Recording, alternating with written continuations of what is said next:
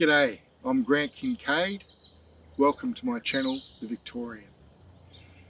This trip we're going to be travelling along the Campaspe River, and here we are at the mouth of the Campaspe, where it flows into the mighty Murray River and down through to South Australia and out to sea.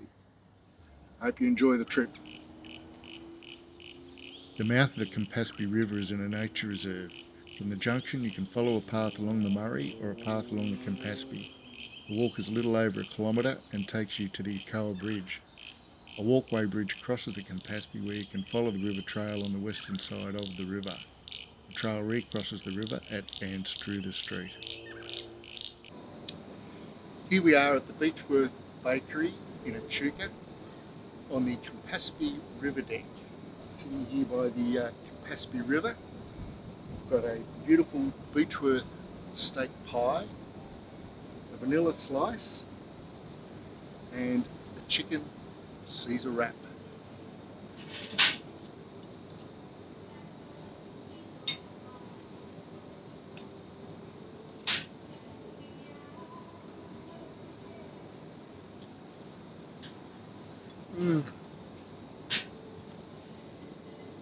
Fantastic.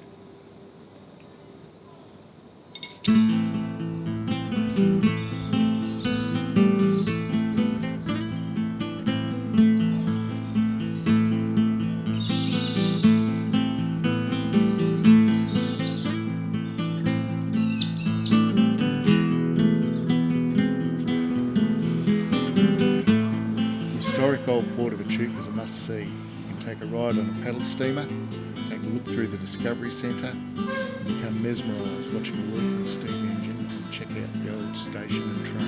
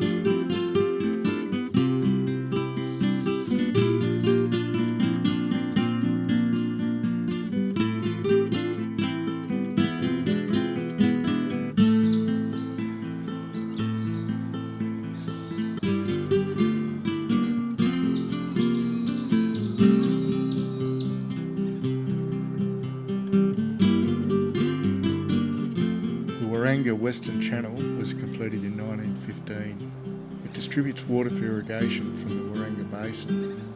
You can see how the irrigation water is piped under the Campaspe River.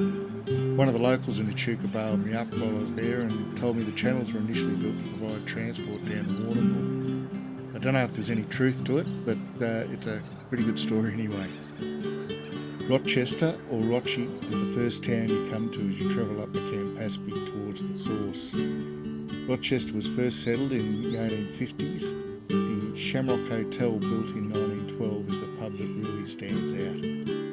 You can't pass through Rochi without noticing the silo art painted on the two big grain core silos next to the station. The artist was Jimmy Devarte. I don't know if I pronounced that correctly. The art depicts a platypus, an azure kingfisher, and a wrist-winged squirrel glider, which looks just like a ring-tailed possum to me. There are a couple of free campsites in the Campaspe as you travel from Rochester to Elmore. The first one you come to is Bond Reserve. It was very green and had a sign up saying no loud music.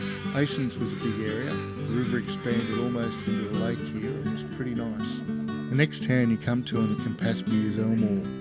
Again, this town was established in the 1850s. There's a museum and a discovery centre near the post office and railway station.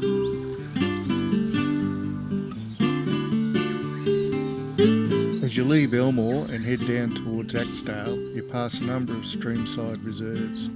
These include Avonmore Streamside Reserve, English Bridge, Rocky Crossing, Barnadown Streamside Reserve and Russell's Bridge. There's free camping at Avonmore, English Bridge and Barnadown. Rocky Crossing gave me the impression it was a regular meeting place for those not entirely happy in their marriages.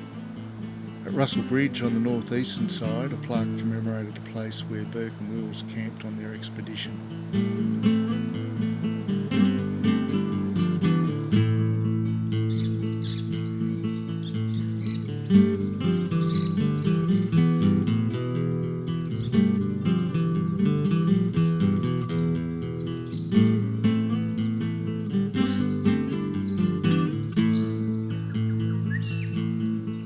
Axedale is the next town on the Campaspe. It's on the main road between Bendigo and Heathcote. It has a beautiful little pub, the outside of which is still being renovated and has been nominated for the longest renovation ever. You can see some before and afters of the pedestrian bridge and the impact of the floods.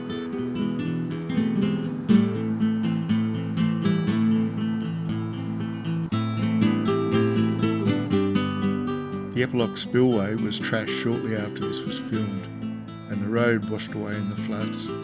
If you have a hunt around on YouTube, you can find drone footage of the water pouring over the top.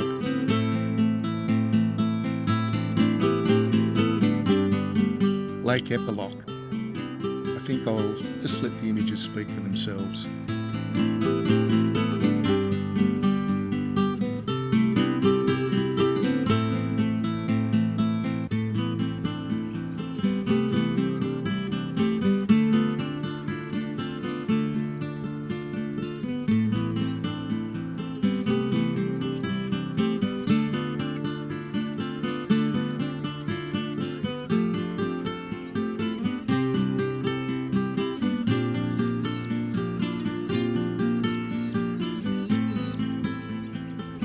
Major Thomas Mitchell crossed the river at Redesdale on his third expedition in 1836 and named the river the Campaspe.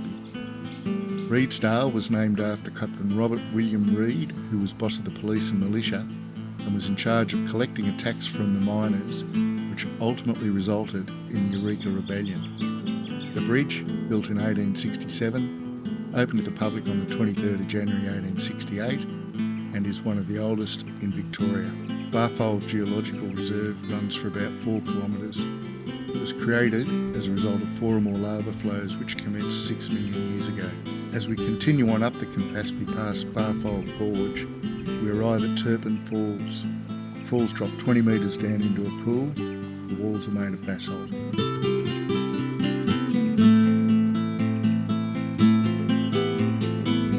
Windmill Bridge is an historic old bridge just north of Kyneton on the Campaspe River.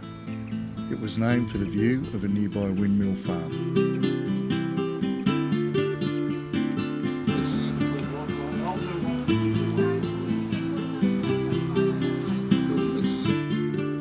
Kyneton is the largest town in the Campaspe and it is a beautiful old town with plenty to do and see.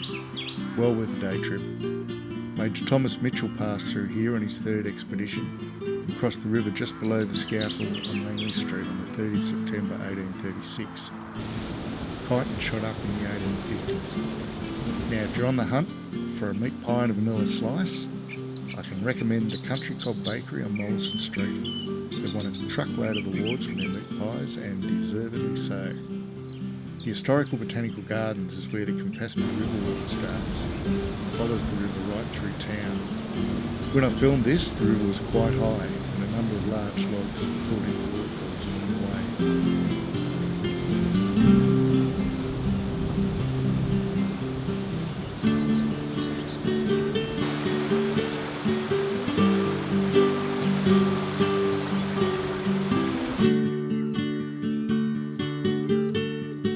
Leaving Kyneton, we pass through Carl's Rood. The river starts to narrow as we head towards the source.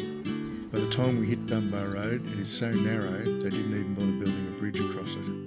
The final reservoir on the Campaspe is at Marsh Court. There is a park here and you can walk up to the dam wall. Beyond the reservoir, the Campaspe is nothing more than a trickle for the next 20 kilometres before finally reaching the source.